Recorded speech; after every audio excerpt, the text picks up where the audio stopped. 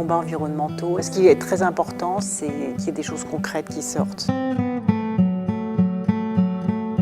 La crédibilité, je l'ai acquise dans l'action de terrain. Par exemple, j'ai construit le premier lycée de l'après-pétrole, avant même qu'on en parle, avant même que ce soit à la mode.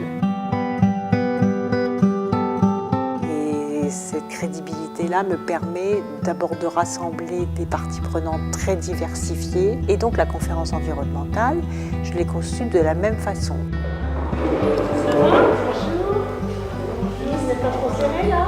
On peut dans un 209? Non, ça va? On est bien là?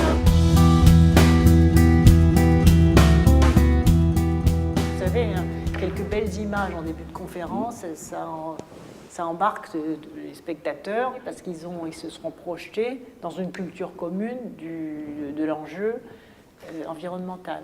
Mon équipe est toujours un peu surprise de me voir au four et au moulin m'occuper des détails, mais en même temps ils apprennent le métier parce qu'on va leur donner quelque chose qui a du sens, qui est beau, ou qui choque, ou qui surprend, ou qui émeut. C'est ça que je voulais. Tout est important. Tout est important. Rien ne doit être laissé au hasard. Il ne faut rien laisser aux agences de communication. Elles sont là en appui technique. Mais les choix stratégiques ou les choix d'image ou les choix de concept, c'est vraiment l'identité et de l'événement et du contenu des actions.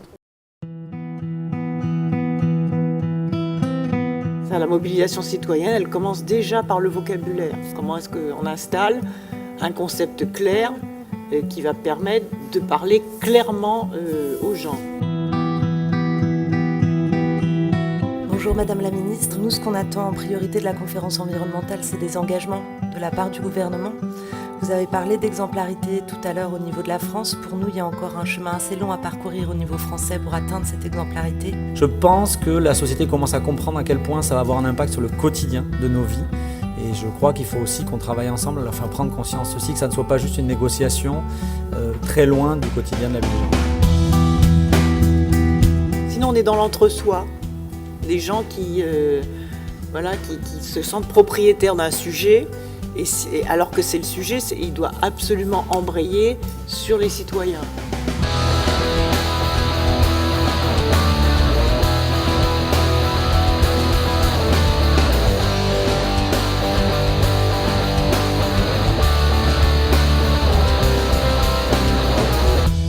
Vraiment, c'est du vrai débat, c'est-à-dire qu'on arrive avec des parties de texte qui ne sont pas encore adoptées, et donc ils font l'objet de négociations et de consensus.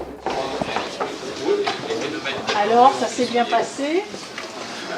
C'est en cours. Je vais vous dire un petit bonjour. On n'a pas, la question est d'abord une question sociale, nous on n'a pas mandat à discuter d'un sujet qui relève des partenaires sociaux. La prise en compte du dialogue social dans les entreprises et les fédérations professionnelles sera encouragée. Et le point 4, c'est l'opportunité sera examinée. On ne peut pas continuer, je termine là-dessus, sur ce sujet, avec l'idée qu'on trouve un compromis autour d'une formule comme quoi les partenaires sociaux vont discuter sur le sujet, sur l'opportunité d'eux, etc. Le remède sera encouragé aussi. Tout le monde est d'accord? Non, parce qu'il faut aller vite là, il faut que tout le monde fasse un effort, hein. Chacun doit faire un pas. Parce que sinon on aura les partenaires sociaux qui nous disent oui, on a été écarté des débats sur la conférence climat, ça serait quand même très dommage.